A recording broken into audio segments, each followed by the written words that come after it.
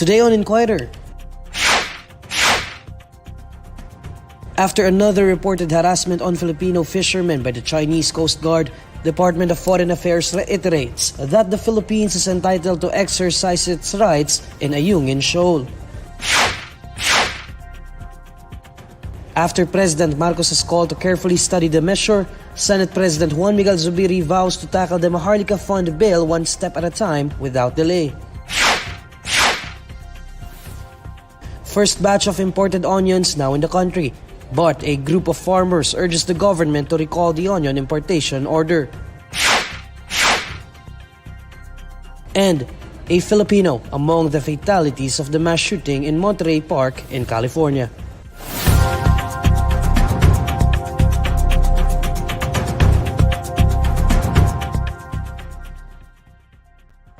Good evening. Following the reported harassment on a Filipino fishing boat by a Chinese Coast Guard vessel, the Department of Foreign Affairs said that the Philippines is entitled to exercise its rights in Ayungin Shoal as it is a part of the country's territory. Denisa Fernandez, our Foreign Affairs reporter, fills us in with the details live. Denisa?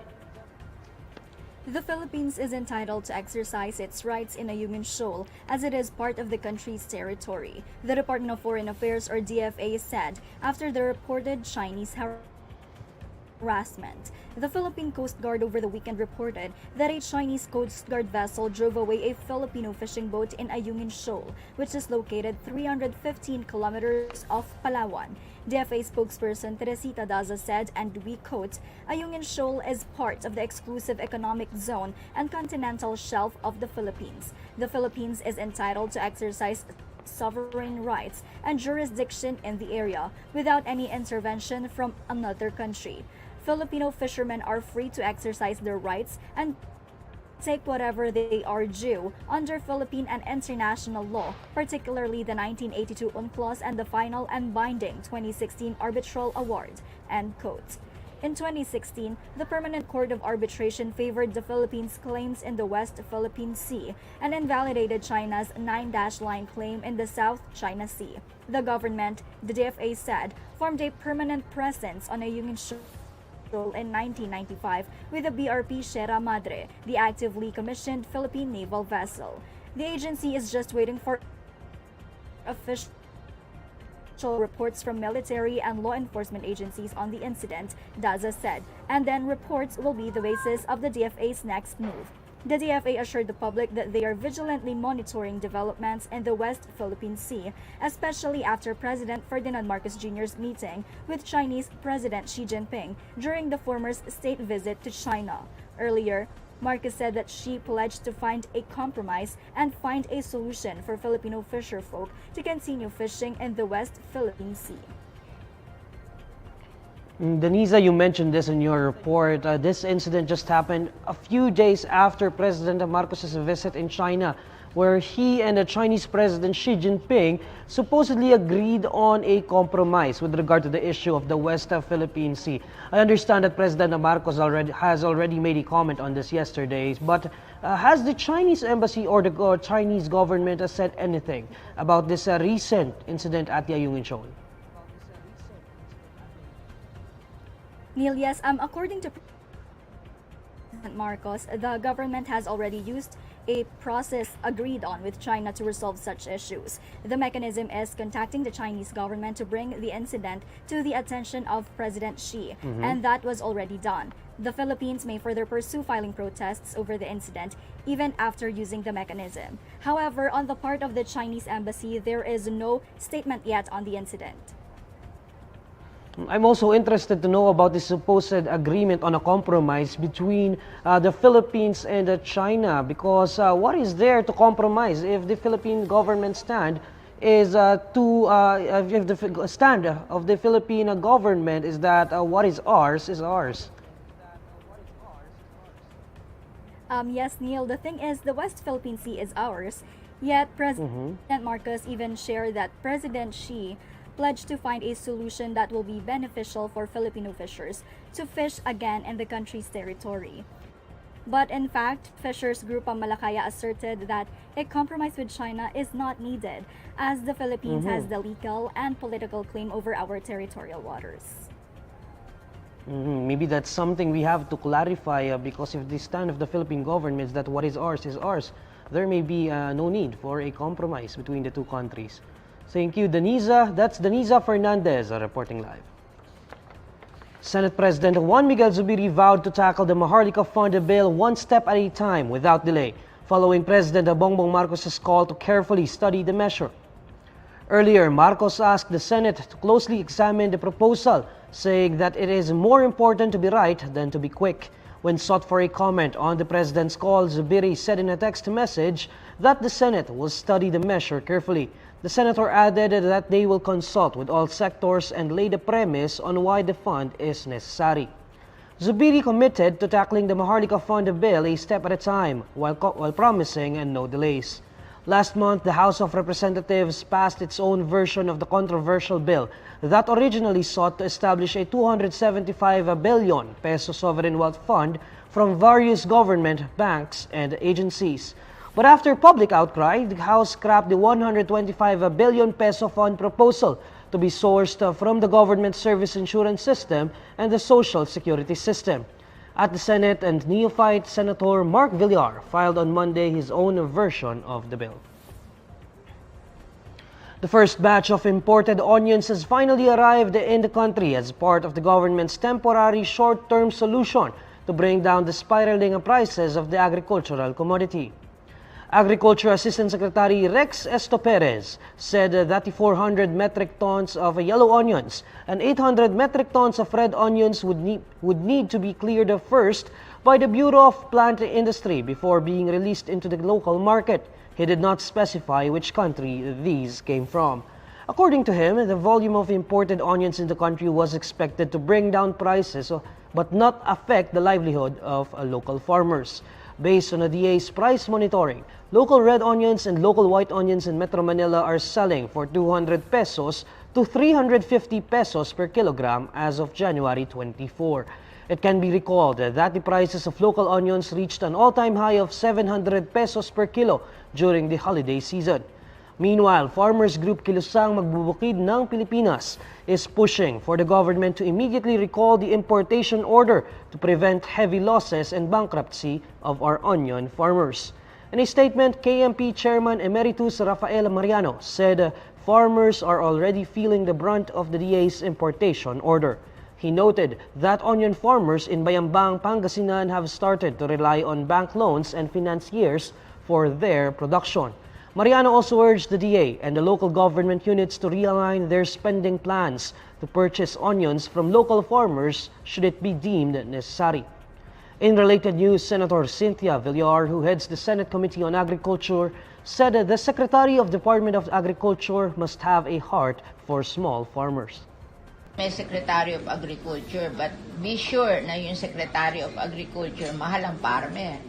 Kasi kahit kami Secretary of Agriculture, kung hindi mo naman mahal ang farmer, di wala ring serbisyo. Di ba tawag sa Secretary of Agriculture noon, Department of Importation, lahat ng solution to the problem is importation. Ang sabi ng Pangulo, hinahanap daw niya isang expert pagdating sa agriculture. Ito nga natin. Maraming expert, kaya lang kung wala namang heart for the farmers, aapihin din ng small farmers.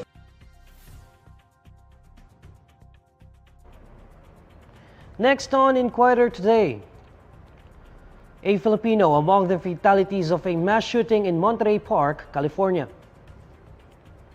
Death toll from widespread rain since January 2 climbs to 38. And Maynilad customers to get 27 million pesos worth of rebates after water interruptions. This is Inquirer today. We'll be back shortly. Tao po, tao po. Tao po. Ano po? Pera pong walis. Salamat.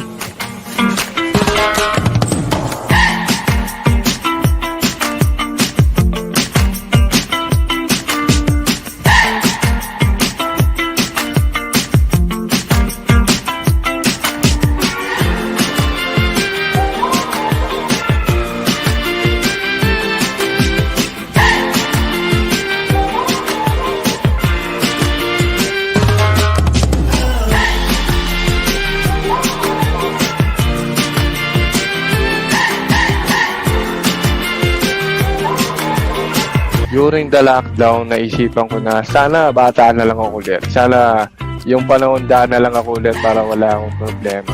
Doon pumasok sa akin ang tema ng barong-barong. Kasi kung din yung po natatanong, batang release po ako. So lumaki ako sa ganitong bahay at ganitong klaseng pamumuhay.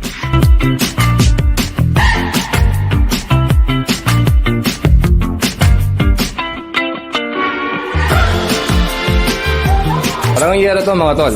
Ayan o. Diba, may tunog? Yero talaga to.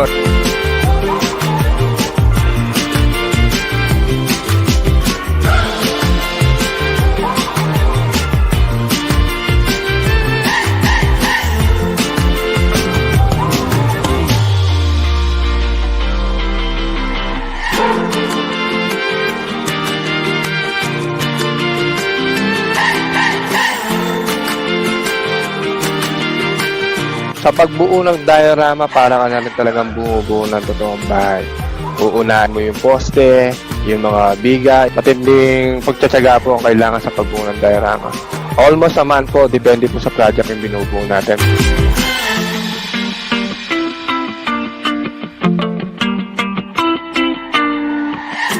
Someday, magiging replica na lang ito nung nakaraan. Mawawala na yung ganitong klaseng bahay sa Pilipinas. At yung mga new generation na Pilipino, makikita na lang po nila ito sa mga museo. At masasabi na, ito pala yung barong-barong. Ito pala yung Pilipinas noon. Umaasa ako, someday magiging maayos yung bansa.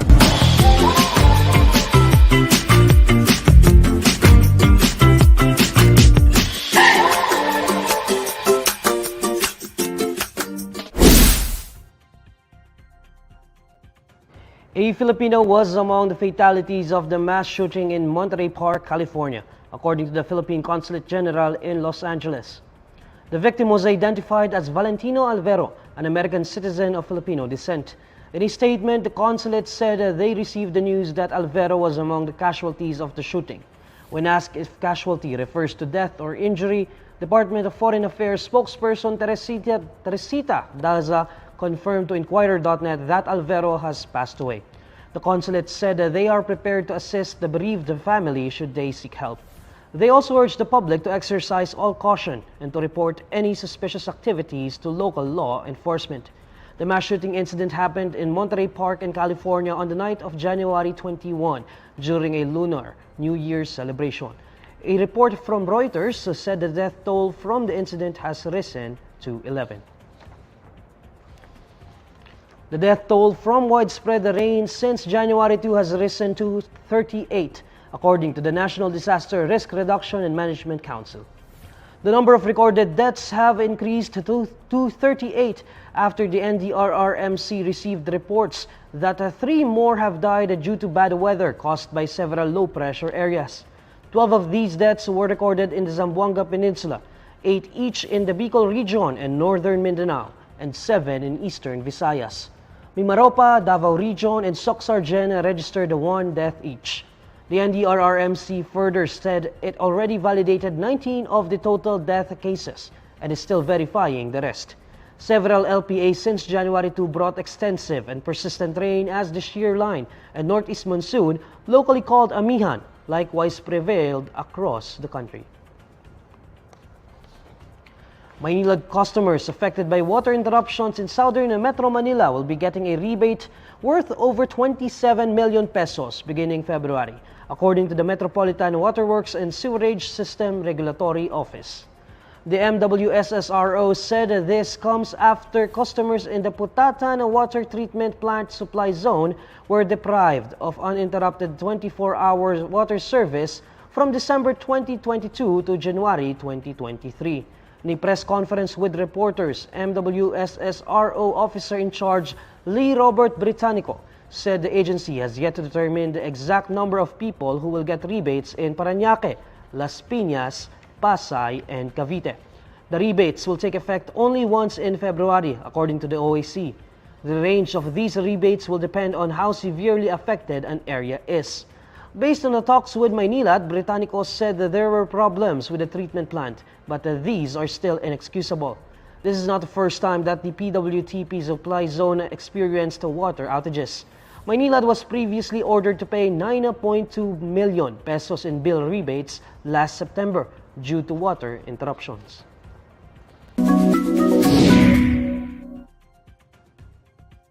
Alamin naman natin ang mainit na balita sa mundo ng showbiz kasama si Irvin Santiago ng Bandera. Irvin? Hi Neil at sa lahat ng mga kabandera natin all over the universe. Ito na nga ang latest Bandera Chika na biktima rin ng sindikato sa social media ang TV host comedian na si Jano Gibbs. Kwento ng komedyante na hack ang kanyang official Instagram at Facebook page kamakailan lamang at ang suspetsa niya ito'y kagagawa ng mga taong gustong mabiktima ang kanyang social media followers. Revelasyon pa ni Jano, bago pa mahak ang kanyang FB page, ay may isang tao siyang nakausap at nag-offer ng deal para raw kumita ang mga ipinopost niya sa social media. Pero huli na nang malaman niyang isa pala itong hacker. Kala ko pagkakakitaan. Scam. Sabi, babayaran kita to place ads on your... kada post mo, katabi yung ad namin. So, dinala niya ako sa mga steps, gano'n. Tapos, mamaya, hindi na ako makapasok. Nireport mo na? Oo, pero ang Facebook, matagal. Meron akong, may kausap akong hacker din. Kasi sila rin ang may kaya. Sila rin eh. Sila. Wala naman nakuha sa loob. Wala. Yun lang, sayang ang followers, saka lalo pa ngayon may pinopromote ka din. Bukod pa rito ay may nagtangka rin daw manghak sa kanyang Instagram page pero buti na lang at na-recover niya ito agad. Yung Instagram ko din na-hack na before. Na-hack na rin dahil yun naman mas kapani-paniwala kasi nag-message sa akin ng supposedly ang Instagram mismo na you have violated kapani-paniwala naman, di ba? Kasi matapang ako mag-post so maaaring may violation nga ako. So click this link to ganyan. Yun na, pag-click ko pagbalik ko sa page ko, iba na yung language. Buti na ibalik ko. At yan ang Bandera Chika natin today. Thanks, Neil. Salamat, Irvin. And these are the stories you need to know today. I'm Neil Mercado. Follow INQUIRER.net on Facebook, Twitter, YouTube, TikTok, Instagram, and Reddit. For more stories, visit INQUIRER.net. Good evening.